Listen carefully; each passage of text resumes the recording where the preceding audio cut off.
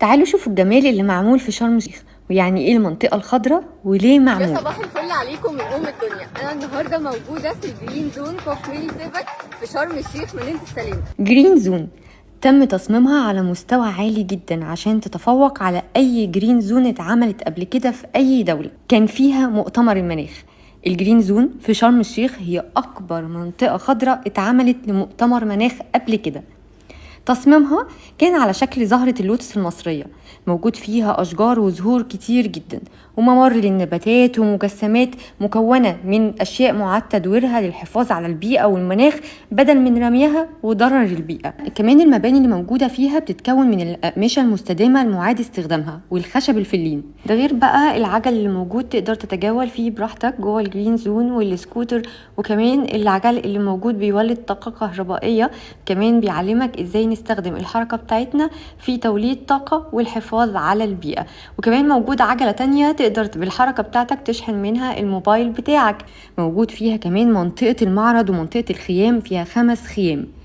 كمان موجود فيه معرض تراثنا وديارنا وكل حاجة خاصة بالتراث المصري عاملاهم وزارة التضامن كمان مشاركة بيهم في الأجنحة. كمان موجود هدايا كتير جدا كانوا بيتفاوت عليها كل المشاركين في الكوب 27 علشان ياخدوها هدايا لأهاليهم من التراث المصري. ده غير بقى العملة المعدنية 100 جنيه الفضة اللي كان بيجروا عليها عشان يشتروها وياخدوها هدايا ليهم. أهمية بقى الجرين زون دي إن هي بيبقى فيها تجمع لكل الوفود الرسمية ومشاركتهم مع الشباب والمجتمع المدني والمرأة والقطاع الخاص عشان يعرضوا أفكارهم والرؤى والحلول والمشروعات الجديدة، وأنشطة كتير يومية من وزارة الثقافة. طبعا هنلاقي كمان الكاوتش المعاد تدويره وممكن استغلاله بشكل كويس ونحط فيه زرع وورد بدل ما يترمي ويلوث البيئة. ده غير ازايز المية اللي اتكلمتكم عنها قبل كده اللي مصنوعة من مواد صديقة للبيئة. ازايز المية دي كمان على فكرة هتكون موجودة في السوق في 2023 وهتنافس بقوة، وسعرها هيكون بنفس سعر ازايز المية العادية.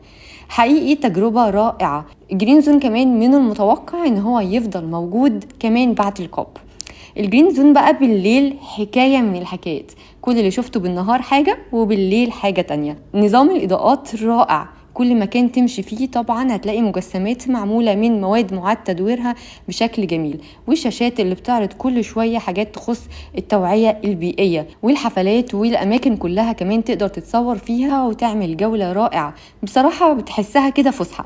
في آخر كام يوم من الكوب دلوقتي هتلاقي الأسر واخدة أطفالها وبتخش الجرين زون يتفرجوا ويستمتعوا بجمال مصر الموجود دلوقتي على أرض شرم الشيخ. حبيت أوثق لكم الجرين زون وأفرجكم عليه لكل الناس اللي ما شافتوش او ما تعرفش اللي موجود دلوقتي في شرم الشيخ في الكوب.